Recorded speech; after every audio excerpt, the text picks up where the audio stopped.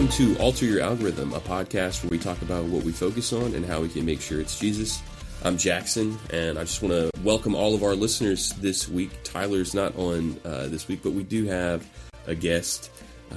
His name is Ben Wacaster, and I'm very excited to have him on. Ben, welcome to the podcast. Thanks for having me, Jackson. Ben he's somebody that I work with at Greenwood Park. I'm still getting to know Ben, but I think the first time I ever heard you was at a youth rally in Madisonville. Yeah. I remember you talking about, I believe it was Samson. That's right. It was really good.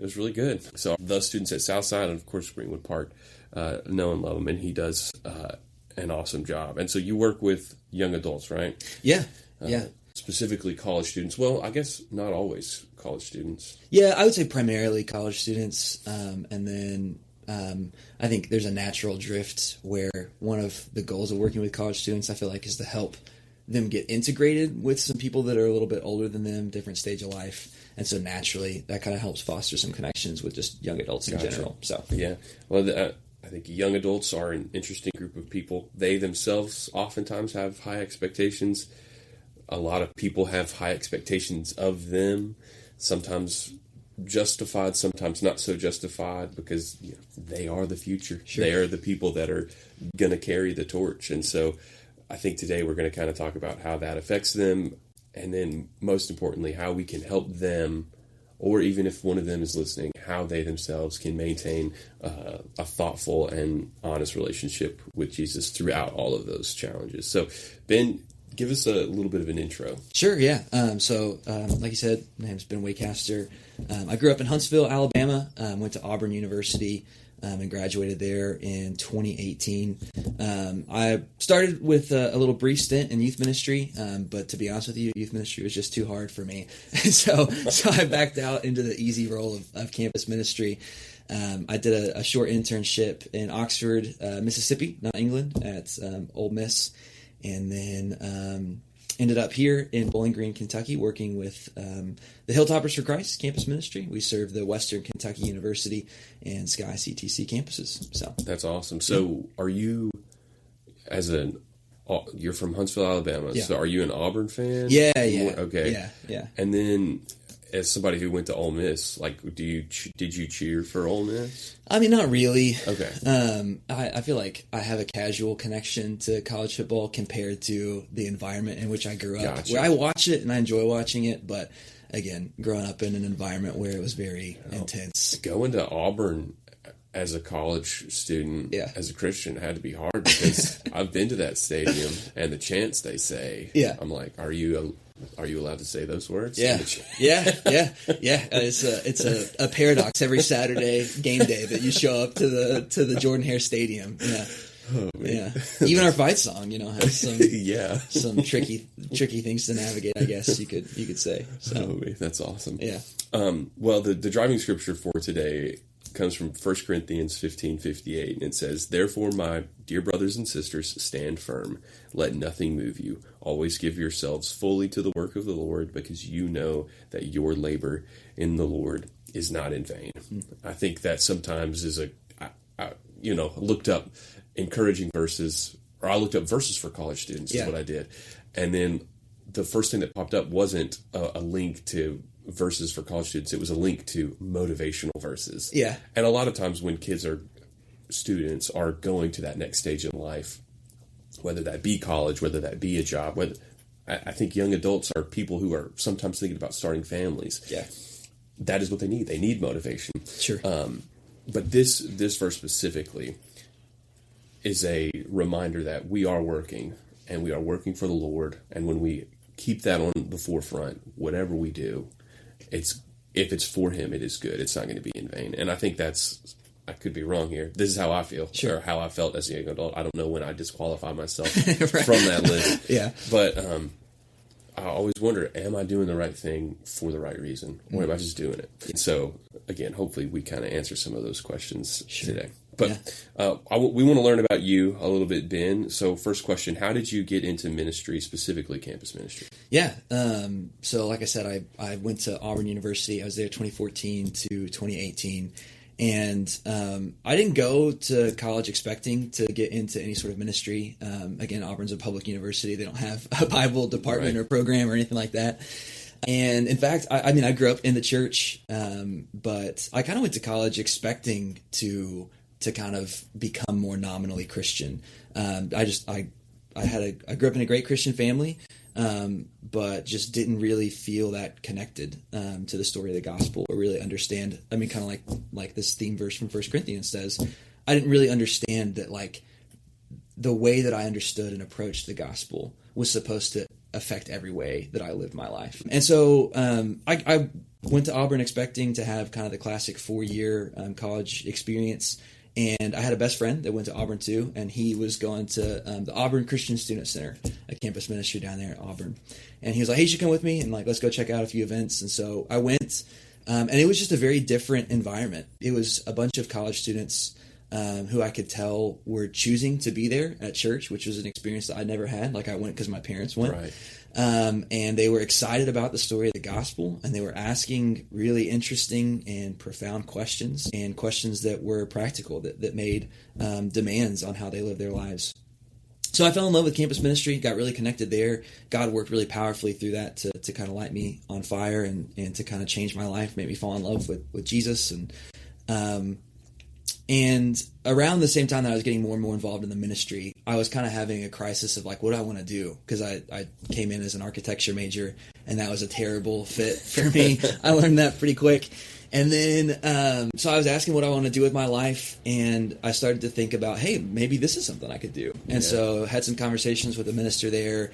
He kind of pointed me in that direction to take a few philosophy classes to see if that was going to be a good fit. Kind of offered me an internship there with the ministry, and pretty quickly after that, I kind of realized I think this is something that God's kind of calling me into, and the rest is I guess history. I did a brief stint in youth ministry, like I said, but I think even then I kind of knew that my heart was in campus ministry. So when new opportunities kind of opened up, I sort of transitioned away. That's awesome. The importance of plugging in too. I as a college student, going to a campus ministry is awesome, but to me that just illustrates the importance of plugging into a church. Yes, you've got to do that at some point, whether you're a college student or not. It's so important to do that. And when you find that place where you are surrounded by passionate people about a passionate thing, it is so encouraging. Yeah, it's so encouraging. Yeah. The excitement about Jesus is contagious. Yeah, and that's one of the things that I try to remember. Is it's really easy, I think, sometimes to lose that excitement. But there's something about seeing people who are excited about the gospel, and we should be excited when you really think about the implications. And it's just it's a beautiful story that we get invited into, and so being excited about Jesus, I think, is contagious. Yeah, and I think going back to what I said about young people feeling pressure. Yeah, they again sometimes they put it on themselves. Sure, because the world is new, and it is exciting, and so being kind of seeing it as a canvas in which we get to write a new story is great, but the story that needs to be retold is the gospel. Sure. And so, again, finding that passionate group and being encouraged to do it with them is just awesome. Yeah. It's just awesome. Yeah. So working with young adults, you probably get a better look at what that age group struggles with. What is it? What is it that they struggle with, and how can we help them? Yeah. This is a great question, and this is I think the hardest question that's on this lovely outline that you created for us.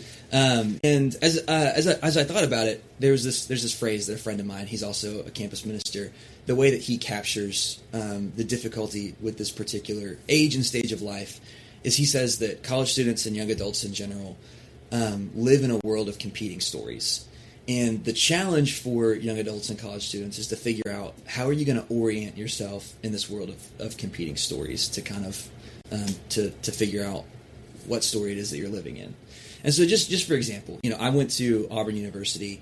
I went there because my girlfriend was going there. My best friend growing up was going there. And I thought, I'm going to go through, I'm going to, become an architect, make a bunch of money, get married to this girl that I was dating in high school, have a classic 4-year college experience and just have a good time, cut loose, have some fun. And that was kind of the story that I went into college with, was it's like, this is what it's really going to be all about. But the truth is everybody kind of has a narrative. Everybody has a story that's guiding the way that they're approaching the world. And the challenging thing is figuring out what is that story going to be. Everybody goes to college or enters into this next stage of life and has roughly the same goals. Like everybody wants to be successful, and everybody wants to move forward in their life, and everybody wants to develop themselves. But what's tricky about that is we kind of throw those terms around without ever asking, well, how are we defining what success actually is? Yeah. Or like what does it look like to advance yourself or to grow as a person? And that's where the question becomes, well, what story are you living in, right? Because I think it's really easy to have this narrative in our brain that, well, what success looks like is for me to make a bunch of money, to get good grades, to have a great job and all that kind of stuff. And that can become this kind of driving narrative that decides how we make all our choices. But when we drill down into that narrative, I think most of us know on an intuitive level that there's more than that, right? But it's easy to, as we digest these stories that we're just kind of surrounded by in the world around us, to say, okay, well, that's what I should be striving for too. I think about another narrative that a lot of our students or people in this stage of life, I think, wrestle with is that if I'm going to be a valuable human person, I have to get married and start a family and have kids. And as somebody who's married and has a beautiful daughter, I've got nothing against, marriage and starting families. But I think when you make that the center of your story, that like, this is really what's going to define a successful and good life for me, is finding a significant other, getting married, having kids. It can be a really dangerous thing. Again, when we drill down into it, I think we know that there's supposed to be more in life than just that. But at the same time, it can be damaging for a relationship. Most of us know like people who are in very unhealthy relationships, and one of the consistent hallmarks tends to be they're people who have made the other person the center of their world, and nothing else really matters, and can break into the relationship. And so I think that's one of the struggles that our students have, is there's so many different competing narratives about what's going to matter, what's going to define success, what do I want my life to be about. And it's a season of life where they're trying to answer all those big questions. And so deciding, what is the overarching narrative of my life going to be? How am I going to define success? What am I going to value? I think that's one of their biggest struggles. And, again, I think it's heightened by the invention of short form content, YouTube Shorts and TikTok and Instagram Reels. It allows students to constantly be saturated in these stories where they're just digesting over and over and over again. And again, not that there's anything inherently wrong with that, but I think when there's no counter formation, when you're not thinking critically about, I'm just laughing and I'm just enjoying these shorts or these reels, the question you have to be asking yourself is, well, what story am I coming up against? And how is that affecting the way that I'm approaching the world? And so I think that's a challenge for and I think there's a lack of awareness that that's exactly what's happening. Yeah. And so I guess one of the things you do is to help develop that awareness. If you're aware of a thing that you're fighting against, fighting that thing becomes a little bit easier. Yeah. There's this great C.S. Lewis quote, and what he says is that I believe in Christianity the same way I believe in, and I'll butcher the quote, but it's something like, I believe in Christianity the same way I believe in a sunrise, not only because I see it, but by it I see everything else. And he's kind of getting at this idea that as Christians, not only do we see the story of the gospel and find it to be compelling and find it to be true, but it's also supposed to be the thing that influences and changes how we see everything else in the world around us. And so that's one of those things that, like you said, it's really that primary goal that I'm getting college students to wrestle with is, okay, if you identify as a believer, it's not about just saying, oh, I believe in Jesus and I believe in this story, but it's about asking the question of, okay, well, then how does that affect and change the way that you view everything else? Even something that's seemingly as mundane as, TikTok and Instagram Reels. Right. It's like, how is Jesus inviting you to change the way that you view those things, to change the way that you view your major and your significant other and the way you approach money and all these different things. That's great. What would you say, and this you may have already answered with this, but what would you say is the biggest challenge in your ministry? Yeah, man, I think it kind of goes along with it. But I would say competing for students' time and attention is the biggest thing that I wrestle with. Again, the thing that transformed my life in campus ministry was seeing God working in the lives of other people and being like, hey, I want that. Like, I want God's Spirit to be moving in my life the way He's moving in their lives. Mm-hmm. And I want to have this excitement. But the thing about relationships is they take time and energy and attention to cultivate and develop. And with so many other things on offer, with so many other stories and clubs and exciting things to get plugged into, with unlimited entertainment at the touch of a button and at your fingertips, it's really hard to get students to set aside time to engage in ways that are going to be lasting and meaningful. You know, an hour of their time on a Wednesday night is great, and I'm very grateful for it. But it's one of those things that I think real transformation comes, particularly in this stage of life, when you just say, hey, here's a group of people I'm just going to do life with, and I'm just going to be with them and know what's going on in their lives and invite them to know what's going on in mine. But that takes, again, time and attention. Yeah. So yeah, there's a priority that has to be made. Yeah. I think another thing, again, maybe I'm just thinking about me, but commitment is a difficult thing to do because there are all of these options. Yeah. And if I commit to one thing, I'm going to miss out on the other thing. And so as awesome as campus ministry is, well, I'm not going to be able to go to that event that's happening with a different group of people. You hate to have to make a choice sometimes. Sure. But again, hopefully the right choice is always made. Yeah. And sorry, just to kind of jump off that, I think too, like, it's like you're saying, college students, and again, maybe it's just me because I'm in the same camp as you. I'm almost 30, so at what point am I no longer a young adult? Right. But it seems to me like this batch of college students, there is almost more pressure put on them, that they feel this need to be involved in everything and to be a part of everything. And they almost have these unrealistic expectations that they put on themselves, that they should be able to take 24 hours in a semester, maintain a 4.0, be involved in 16 different extracurriculars and clubs, have time for friends, have time to get 8 hours of sleep and go to the gym and work out. I mean, like, the amount of things that they put on their plate is staggering to me. And I think at a certain point, you have to ask this question of what is my top priority? What is that first commitment that I'm going to say this, I'm going to give enough space for this to be full first, and then if there's room, I'll kind of put other stuff around that. It's an interesting thought experiment. Whenever we are doing that, whenever we're filling our schedule up, it's because we are trying to be the perfect person. Sure, yeah. And when we look at what the earthly idea of a perfect person is, it is the person that wakes up early, goes to the gym, spends time in class, and then they do all those things. And then we look at what we know a perfect person is in the Bible, and we're like, did he do any of that? Right. Yeah. So it's something that we definitely need to evaluate. One of the things we've talked about on the podcast a lot is auditing. This idea, actually the last episode was titled that. Yeah. The idea of looking at what our life is filled with and ask ourselves, is it worth that? Yeah. And when you can cut out the things that you know aren't worth it, that's great. Yeah. I also think, and you've mentioned it already, social media plays a huge part in influencing our decisions. And so when we see people who are super insanely fit and are doing all these things, it's like, well, they can do it, I can do it. Yeah. They're lying. Yeah. Right. Right. And so, again, just awareness. Yeah. All right, last question for this section. How do you allow your faith to influence your decision-making, your priorities, and your ministry? Yeah. I think there's two different ways that it's important to let the gospel influence these things. And you know this, as somebody who's also in ministry, it's surprisingly easy to be doing something that most people see as inherently spiritual and to be way off the mark in the things that you're pursuing.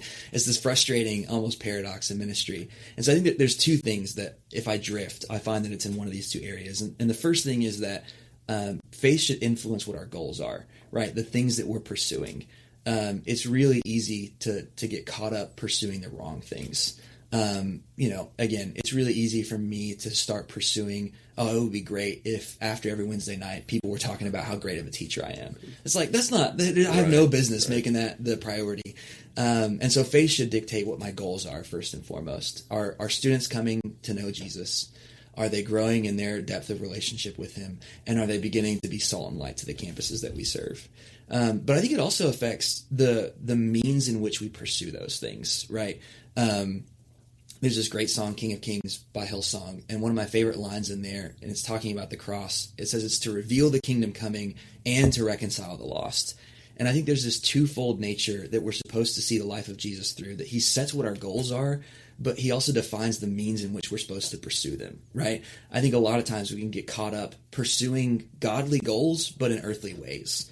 I can try to attract students in all sorts of means that are going to be very successful. I always tell people that if numbers were what mattered most in our ministry, we could tap a keg on a Wednesday night, and we'd have the biggest attendance of any campus ministry on a Wednesday night. But we've lost sight of pursuing those goals in the right means. Right. And so I think when I'm thinking about how faith influences the way that we do ministry or the way that we do any job, I think faith affects what the goals are, but it also affects the means in which we pursue those goals. Are we chasing down those goals in ways that are loving, that are serving, that are kind, that are patient, that are hospitable?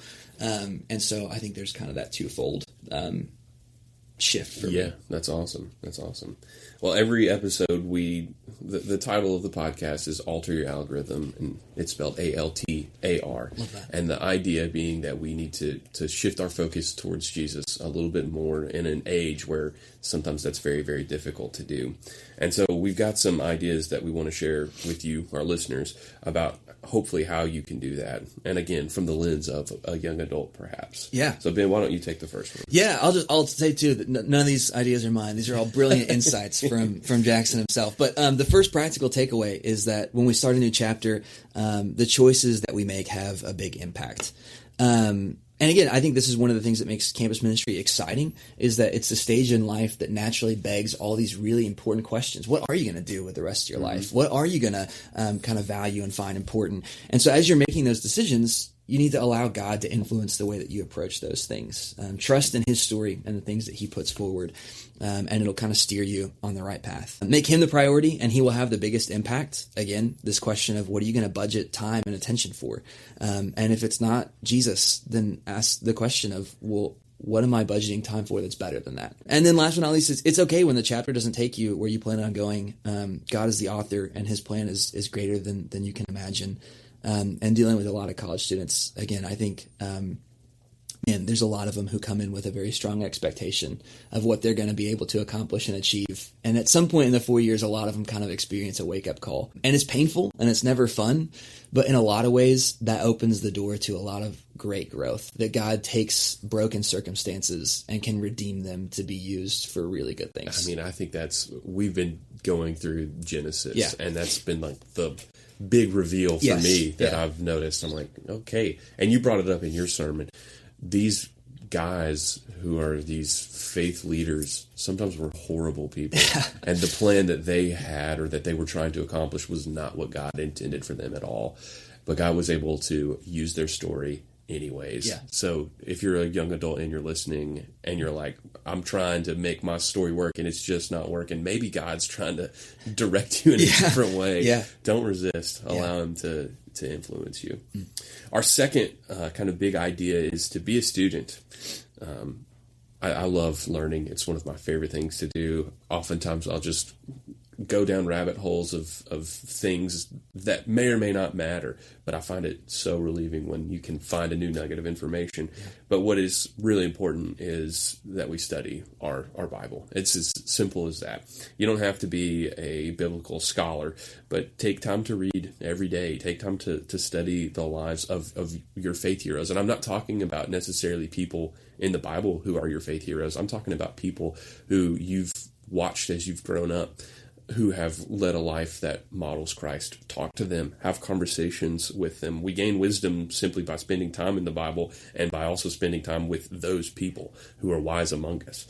It's a great thing to do. So pray for wisdom, pray for knowledge, pray for discernment so that you can make the better decisions. As you're a student, this is what I love about being a student, is that when we learn, we are destined to make mistakes. We're going to get it wrong. Yeah. The beauty of God is forgiveness and grace.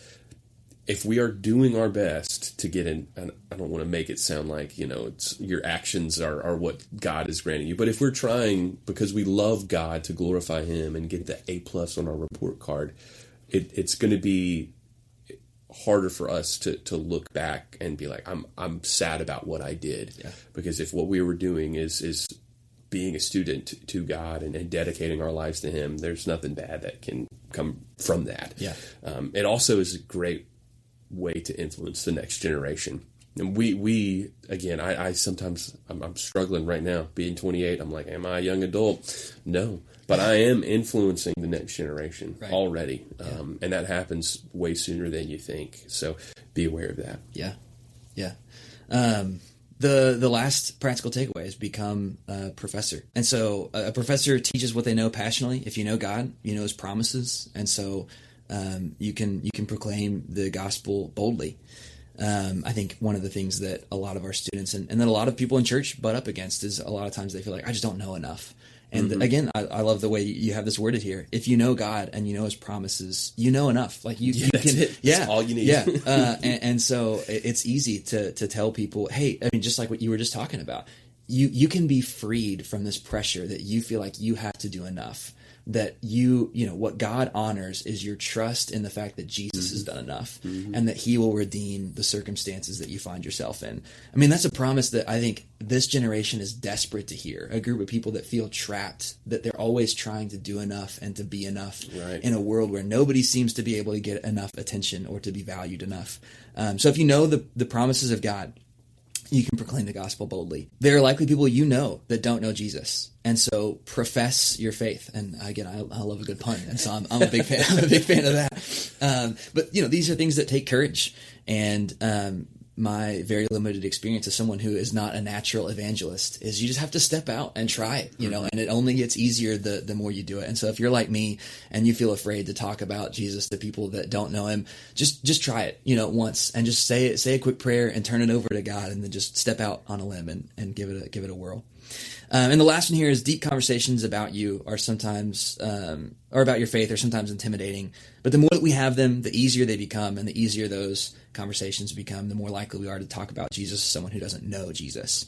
The more likely we are to talk about Jesus as someone who doesn't know Jesus, the more likely a soul will be saved. And so again, this is a very natural progression that the more that we enter into these conversations and practice these things, the easier it becomes, and the better we become at sharing our faith. And again, one of the things that I love here is that as we think about young adults, as we think about college students, they want a story and they want people who are willing to acknowledge the complexities of life. And so I think one of the really exciting things about dealing with this generation is that what I found is that questions are sometimes so much more effective than answers. In that just asking good questions and being curious with students and with young adults. If you're slightly older and you're looking to mentor that next generation and to really be with them, just ask them questions. Hey, what are you struggling with right now? And what are you having a hard time with? And what are those things that you're facing? Because I think sometimes this generation can get a bad rap of like, you know, they don't really have a lot going on in their brain that they're thinking about critically or wrestling with. But you and I know, as people who spend time with this generation, there's a lot that's going on up there for them. There's a lot that they're processing. And if you cultivate trust and relationship with these students and you ask them genuine questions and then just try to help orient them and point them in the right direction, it's going to be effective. Yeah. And it's just a good life skill. I think, again, as we talk about Jesus, acknowledging complexity and asking good questions and just trying to orient people in the right direction, I think is... Yeah. Well, people have done hard things forever. Yeah. You know, just because we look at this next generation and we think there's nothing going on up there, it doesn't mean that there's not. Right, yeah. There are sometimes, to a detriment, we've allowed the next generation to be consumed by things that they shouldn't be consumed with. Yeah. And so correcting that and part of that process is asking questions, critical questions. Yeah. So, yeah. Final question. If there was advice that you could give to a young adult who's about to move into a new chapter, not necessarily college, perhaps it's just a new job, or maybe they are going to a new school, or they're graduating, or they're starting a family, what piece of advice would you give them? Man, I think it's something we've already pointed to already, and it's just get connected to a local church body, you know, in some way, shape, form, or fashion, and get connected in a way that is committed beyond a casual relationship with the people that you're around. Again, I think there's something, we're not meant to be alone. We're meant to be in community where we know other people and other people know us. When God does the whole creation thing and everything's perfect and it's exactly as it should be, Adam's alone. And he's like, that's not good. Something needs to change about that. And one of the things that tells me is that even if the world were perfect and our relationship with God was still that we could walk around with him and see him face to face, we still need other people. That's how important community is. Mm-hmm. And again, one of the biggest issues facing this generation tends to be loneliness and isolation. Isn't that crazy? Yeah. And it's a challenge these days. I know a lot of students who just feel like they don't have the tools to connect with other people. Mm-hmm. And so the only thing I would tell you is, if you feel that way, if you feel like I would love to be connected to a community of people, I just don't know how, there's no better place to go than a faith community. Mm-hmm. Because you're going to find people who are longing to connect with you. Who, if it's a faith community worth their salt, if you walk in and say, "Hey, this is my name," that's all they need to start engaging with you and asking you questions and getting to know you. And just take the pressure off yourself. There's going to be awkward moments. There are going to be things that you say that you regret, and moments when you didn't know what to say. And that's just part of living life. I think that's most of it. Yeah, exactly. So that would be my piece of advice: is you need people to navigate this next season of life with, and you need people who are centered on Jesus that can point you to him and kind of help orient you in the crazy season of life that college and young adulthood is. Amen. So we're going to leave you with the challenge this week. If you're listening to the podcast the week that it comes out, it's right around Christmas, which means there's probably a good chance that you're going to spend it with some family, and maybe there's a young adult in your family, maybe one or two. Yeah. If there is someone who's going through this chapter of their life, encourage them and ask them a question. Yeah. And don't be afraid to ask them a challenging question, because they may not have been asked a question like that for a while. Yeah. And it'll be a breath of fresh air for them, potentially. Yeah. And it'll be an encouragement to them. So you may not know exactly where life is taking you next, but you can know when you're walking with God, it's going to be in the right direction. When you let God shape your priorities, your decisions, and your purpose, you will discover that even the unexpected chapters are written with intention. Sometimes those challenges that you're going through are written for a purpose, and nothing done for him is ever in vain. I think it's important to acknowledge where we're recording. We're recording in the Kenneth Grizzell Prayer Clinic, so it only makes sense that we close with a prayer. We end every episode with a prayer, but I find that pretty awesome. If you don't know about Kenneth Grizzell, that may be a conversation for another episode, but it's a pretty awesome clinic that they have here at Greenwood Park. But Ben, why don't you close us in prayer? Yeah, I'd be honored to. Father, we come before you, and we're just so grateful for this time that we've been able to share. God, we thank you for writing the greatest story ever told, but even more than that, for inviting us into it, for inviting us to find our stories in the story that you're creating. And so, Father, we just ask for the wisdom and the courage and the insight just to submit our lives and our stories to you, that you would define what success looks like, what is valuable, the direction our lives ought to go in, and that as we tune our hearts to listen and hear the heartbeat of the gospel, Father, just that you would take those efforts and that you would work through them to bring us closer to you. God, I pray for all those young adults and college students who are just dealing with a world of a lot of competing stories, vying for attention and allegiance. God, would you just give them wisdom to navigate those challenges, and would you just illuminate their hearts to know that the true and valuable story is the one that you're telling. God, we love you. We thank you. We just pray all these things in your Son's name. Amen. Amen.